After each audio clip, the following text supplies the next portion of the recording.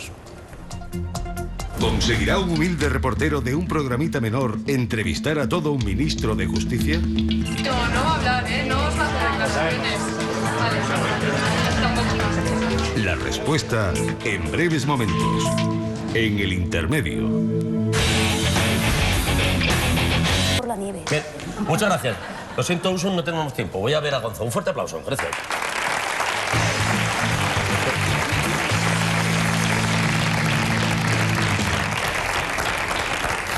Buenas noches, Gonzo. Buenas noches, Wyoming. Bien, cuéntanos. ¿Por fin has conseguido entrevistar al ministro de Justicia? Sí, lo he conseguido. Pero, ¿dónde está la intriga? Maldita sea, vamos a ver el reportaje. Gonzo, te he dicho 1000 veces que en los reportajes hay que esperar. Vamos a verlo. Si te he dicho 100 preguntas, veces. contesto. No, pero joder, ya hay que lo veo. No va a hablar, no os va a hacer declaraciones. Vale. Tampoco.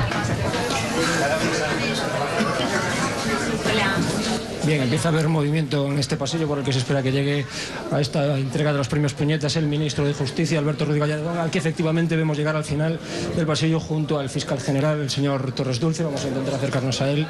Muy buenos días, señor ministro, ¿cómo se encuentra? Muy buenos días. ¿Ha venido usted a los premios Puñetas? A mí me gustaría hacerle preguntas serias. ¿Me las va a contestar o me las va a tomar a broma? Que quede claro que he venido a darlos o a recibirlos. ¿Puede hacerle alguna pregunta seria, por ejemplo? Supuesto, pero después de que termine. Usted que reforma tanto. Después me va a contestar, por favor, señor ministro, de una puñetera vez. Mi palabra de honor. Tengo su palabra, ¿no? Soy incapaz de resistir a esta puñetera presión. Vale, perfecto. Pues acabamos de escuchar cómo el señor ministro no aguanta esta puñetera presión y dice que de una puñetera vez va a contestar a nuestras preguntas. Tenemos su palabra de honor. Muy buenas, señor presidente, Consejo General del Poder Judicial. Muy buenas, encantado de conocerle. Estupendo. Una pregunta. ¿Por qué el Consejo General del Poder Judicial no ha aceptado la parte del informe judicial en el que la semana pasada varios jueces decían que la ley de los desahucios de 1909 es extremadamente agresiva? Bueno, no lo ha aceptado por varias razones. En primer lugar, lo que sí quiero decir es que el Consejo General del Poder Judicial tiene la misma mayor preocupación que puedan tener los que han hecho ese informe. Es decir, que no se trata de que no estemos de acuerdo con el informe tampoco. Se trata de que, en primer lugar, no era un informe que, propiamente dicho, de que, en segundo lugar, lo que hacía el informe era remitirse a opiniones de otras instituciones, en concreto la Defensoría del Pueblo ha hecho un informe muy bueno y es el que recomiendo que se lea, con el que estaríamos en principio de acuerdo. Y en tercer lugar, porque la misma proposición contenía al final la cláusula de que probablemente estas propuestas sean consideradas impertinentes, improbables o rechazables. Y claro, el Consejo General del Poder Judicial es un órgano del Estado que no puede aprobar propuestas que los mismos que lo hacen piensan que pueden ser improcedentes, rechazables y totalmente inaceptables. ¿Inaceptables por parte de quién? ¿De los desahuciados o de los que desahucian? Por los que lo hicieron, y lo tengo aquí escrito. A buen seguro se consideran muchas de estas propuestas improcedentes, inviables e incluso descabelladas. ¿Sabía usted que le iban a preguntar por esto? Lo sabía.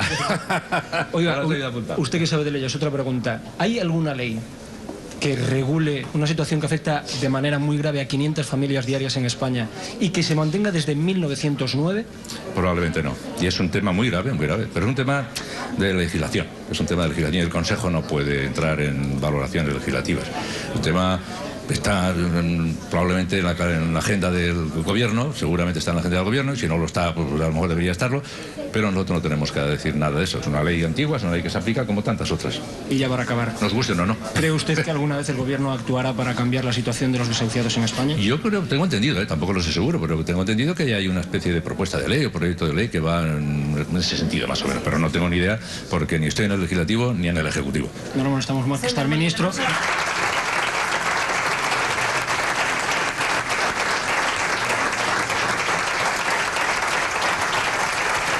Bien, se ha acabado ya el acto de entrega de los premios Puñetas, así que es momento de que hagamos el uso de esa palabra de honor que nos concedió el señor Gallardón para responder a nuestras preguntas.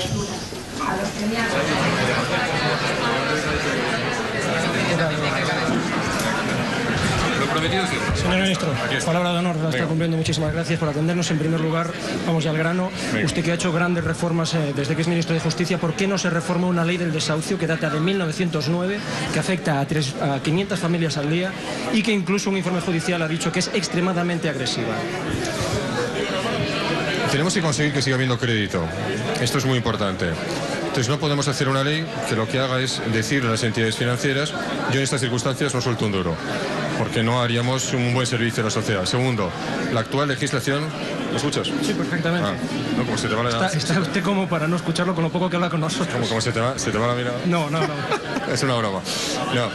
Lo segundo, las entidades bancarias tienen que saber a ciencia cierta que en la inmensa mayoría de los casos, ir más allá de lo que es la dación en pago, es decir, de liquidar la deuda con el valor de la casa, es un esfuerzo absolutamente inútil porque no hay más. Como por lo tanto aquí yo creo que lo que hace falta es un ejercicio responsable por parte de las entidades bancarias. No es tanto un problema de la modificación de la ley como que las entidades bancarias adecúen lo que es un legítimo derecho de recuperar sus créditos a la realidad social en la que tienen que operar. La realidad de los bancos en los últimos años no ha demostrado que es mejor que el gobierno legisle, porque ellos precisamente atienden más a sus intereses que a los de la sociedad. No podemos hacer una legislación cuya respuesta sea por parte de las entidades financieras en estas condiciones no presto dinero. Insisto, tenemos que ser muy prudentes en esto porque es absolutamente fundamental que fluya el crédito y por lo tanto hay que distinguirlo. Y luego hay una cosa que es importantísima, es que una persona cuando se le concede un crédito, que sepa de verdad si es un crédito del que responde única y exclusivamente con el objeto de la compra con ese crédito, es decir, de la casa, o si además está sumando todo su patrimonio personal. Si quiere sumar todo su patrimonio personal, lo tiene que saber antes. Lo que no puede pasar es lo que desgraciadamente ha ocurrido en muchos casos, es que se encuentra, cuando no puede pagar la hipoteca, con que no solamente la casa, sino además sus propios ahorros. Usted ha defendido el copago en la justicia para evitar el colapso de la justicia precisamente. ¿No es injusto que el motivo para no acudir a la justicia sea no poder pagarla? Al contrario, lo que nosotros hemos defendido es que un 10% del coste total de la justicia, piense que la media europea está en el 30%, en España solamente un 10% sea financiado con tasas, para que única y exclusivamente para hacer lo que en estos momentos no pueden hacer muchas comunidades autónomas, que es pagar a los abogados de oficio. La justicia gratuita es esencial en este país. Es absolutamente necesario que acabemos con las demoras que se están produciendo por parte del pago a los colegios de abogados. Si queremos tener el acceso a la tutela judicial efectiva, tiene que ser de todos. Y por lo tanto, aquellos que tienen más recursos, en un ejercicio de solidaridad, tienen con las tasas que financiar la justicia gratuita para que los que no tienen recursos tengan derecho a un pleito con un abogado y un procurador. Quien no tenga recursos tiene derecho a una segunda instancia sin tener que pagar una tasa. Por supuesto, todo aquel que tenga acceso a la justicia gratuita es gratuita no solamente en primera, sino en segunda instancia, por supuesto que sí. Usted se ha preocupado mucho de los concebidos no nacidos. Oye, esta es una entrevista personal. No, quiero decir que no es de declaraciones. No, Ministro, no me distraiga. Esta es una duda personal que yo tenía con él. No me consuma el tiempo. Usted que se vamos. Oye, perdona. Usted que se declaración. No. Seguimos Ministro, fuera. seguimos fuera. Vale. El ministro dice que seguimos afuera. Un programa de... Con todo el respeto. No, un programa de... Me apetece que acabe la frase. Un programa de... Bueno, pues un programa donde no es la noticia informativa del día la que tiene que constituir el centro de atención, con lo que significa pues una rueda de prensa en la que tienes que precisar cada cosa como ministro de Justicia. Son cosas diferentes. Perfecto, le agradezco que haya hecho esa diferenciación y que con nosotros sí se pare. Le preguntaba que usted se ha preocupado mucho por los concebidos no nacidos. ¿No le preocupa que su gobierno por decreto le haya retirado la tarjeta sanitaria a los concebidos, nacidos e inmigrados? No tengo absolutamente ninguna duda de que siempre el Estado tiene que proteger a los más débiles. Y en esto... No, perdona un segundo. Oye, perdona. Perdona, disculpa. Perdona, quedo en deuda contigo y lo hacemos en otro momento, la verdad, Ministro, una última pregunta. Vale. Ministro, no. Me doy por enterado. Pero entiende que es que no es lo mismo una cosa que la otra. De acuerdo, perfecto. Perdóname, quedo en deuda contigo y te prometo que la terminamos otro día. Tenemos la entrevista. Muchas gracias, señor ministro. Me puede mandar ya a hacer puñetas si quiere ahora, Perfecto. Bien, pues como hemos visto, no hemos podido acabar de hacer la entrevista con el ministro porque nuestros compañeros también tenían muchas ganas de hablar con él. Aún así, tenemos otra vez su palabra de honor de que volverá a atendernos. Muchas gracias.